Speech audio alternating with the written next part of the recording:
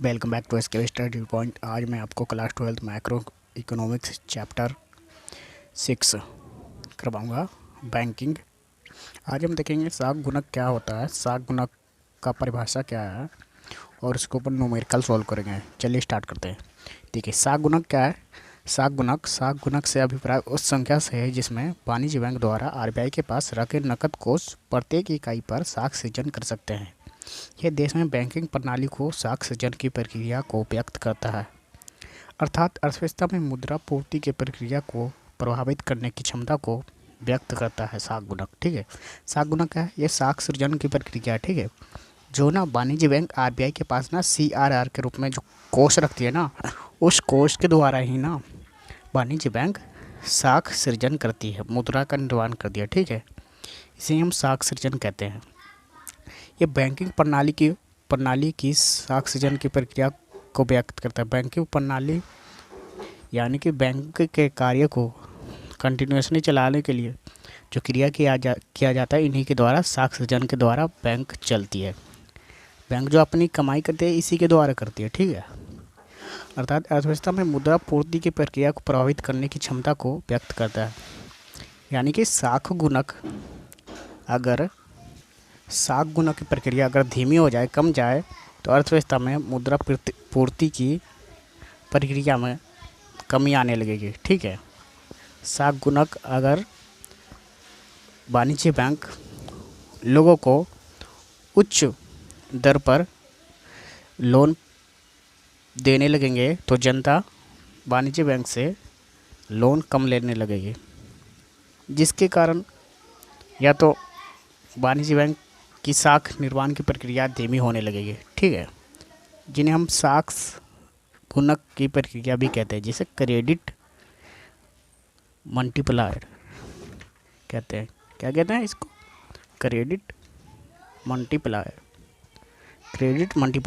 ठीक है, चलिए आगे देखते हैं इसका फॉर्मूला क्या होता है। साख गुणक का फॉर्मूला क्या होता है? के बराबर 1/CRR। के का मतलब है साख गुणक, जिसे हम क्रेडिट मल्टीप्लाई कहते हैं। CRR यानी कि नगद आरक्षित अनुपात। CRR जो वाणिज्य बैंक अपने कुल जमा का न्यूनतम अनुपात आरबीआई के पास रखती है, आरबीआई के आदेशानुसार। इसे ही हम CRR क्रेडिट रिजर्व रेशियो कहते हैं। CRR क्या है? नगद आरक्षित अनुपात, वाणिज्य बैंक के कुल जमा का न्यूनतम अनुपात, यानी कॉमर्शियल बैंक के पास जितना जमा राशि है उसका न्यूनतम अनुपात को ही हम CRR कहते हैं। देखिए, वाणिज्य बैंक को कुल जमा का न्यूनतम अनुपात से जो आरबीआई के पास इनके आदेश के अनुसार जमा करना पड़ता है। CRR का दर आरबीआई के द्वारा निर्धारित किया जाता है। अर्थव्यवस्था में मुद्रा पूर्ति को नियंत्रित करने के लिए समय समय पर परिवर्तन किया जाता है। यानी कि मुद्रा पूर्ति को नियंत्रित करने का मतलब क्या है? यानी कि अर्थव्यवस्था में अगर महंगाई आ गया हो, जनता के पास अधिक मुद्रा हो, वस्तु सेवाओं के मूल्य में वृद्धि हो रहा हो, तो उस समय अर्थव्यवस्था में मुद्रा की पूर्ति में कमी करने के लिए आरबीआई क्या करती है? CRR कैश रिजर्व रेशियो का रेट जो है ना बढ़ा देती है, जिसके कारण वाणिज्य बैंकों को CRR की रेट बढ़ने के कारण अधिक मुद्रा आरबीआई के पास जमा करनी पड़ती है। और वाणिज्य बैंक क्या करती है? लोन का रेट जो है ना वो बढ़ा देती है, जिससे जनता वाणिज्य बैंक से लोन कम लेने लगते हैं। इसके कारण महंगाई धीरे धीरे कम होने लगती है। ठीक है, चलिए अब इसका न्यूमेरिकल करते हैं। क्रेडिट क्रिएशन के ऊपर न्यूमेरिकल करते हैं। देखिए, पहला क्वेश्चन क्या है? कैश रिजर्व रेशियो 4% दे रखा है और मनी मल्टीप्लाई हमें फाइंड करना है, यानी कि के हमें फाइंड करना है। दूसरे क्वेश्चन दे रखा है कि के बराबर 25 दे रखा है और CRR फाइंड करना है। तीसरा क्वेश्चन है CRR 10% दे रखा है, के हमें फाइंड करना है। और चौथा क्वेश्चन में CRR 5% दे रखा है, के हमें फाइंड करना है। तो चलिए स्टार्ट करते हैं। क्वेश्चन 1 क्या है?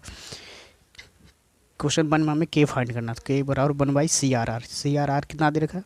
CRR 4% दे रखा है, 4%। ठीक है, 4%। तो इक्वल टू में क्या करेंगे? परसेंट को हटाने के लिए ऊपर में क्या करेंगे? 100 से मल्टीप्लाई करेंगे। तो 4 को हम 100 से काटते हैं तो 25 चौक 100, यानी कि 25 क्या आता है हमारा के कितना आ गया, के बराबर 25 आ गया। ठीक है, तीसरा क्वेश्चन इसी प्रकार करते हैं। ये हमारा दूसरा क्वेश्चन पहला हो गया। दूसरा क्वेश्चन करते हैं। दूसरा क्वेश्चन क्या कह रहा है, के यहाँ दे रखा है 25, के कितना दे रखा है, के दे रखा है 25। ठीक है, हमें निकालना क्या है, CRR यानी कि 1/CRR। CRR वैसे ले लिए। ठीक है, CRR मल्टीप्लाई किया, CRR क्रॉस मल्टीप्लाई किया, CRR इंटू में 25 is equal to 1। CRR is equal to 25। CRR कितना निकल गया, 25। ठीक है, अब तीसरा क्वेश्चन करते हैं। तीसरा क्वेश्चन में क्या दिया हुआ है, तीसरा क्वेश्चन में CRR 10% दे रखा है, के फाइंड करना है, के फाइंड करना है। ठीक है, 1/10%। 10% एक बार ये दिख नहीं रहा है साफ साफ। थर्ड क्वेश्चन, हमें के फाइंड करना है, के बराबर 1/CRR। CRR यानी कि CRR कितना दिख रहा है, 10% दे रखा है, 10% वैसे लिख लिया। ठीक है, परसेंट हटाने पे ऊपर में क्या चढ़ेगा, 100 चढ़ेगा। 1 इंटू में 100 बटे में 10। 10 से 10 कट गया, क्या बचा, मल्टीप्लाई कितना आया, मल्टीप्लायर कितना आया, 10 दें के 100 यानी के इक्वल टू 10। क्या है, के बराबर 10 आया। ठीक है, फोर्थ क्वेश्चन क्या है, CRR 5% देखा है, के फाइंड करना है। CRR 5% देखा है, के फाइंड करना है। ठीक है, के 1/CRR, CRR कितना देखा है, 5%। ठीक है,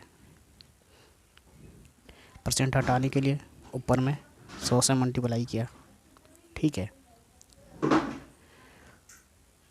5 दूनी 10, 20। के कितना निकला, के इजक्वल टू 5 दूनी 10, 20 निकला। के कितना निकला, के कितना फाइंड हुआ, 20। तो ये चारों क्वेश्चन इस प्रकार से आप आसानी से सॉल्व कर सकते हैं। ठीक है, अगर इस प्रकार का कंटेंट आपको पसंद आता है तो आप SKB स्टडी पॉइंट चैनल को लाइक, शेयर एंड सब्सक्राइब करें, जिससे आगे आने वाले और भी बेहतरीन कंटेंट आपको प्रोवाइड किया जाएगा। धन्यवाद।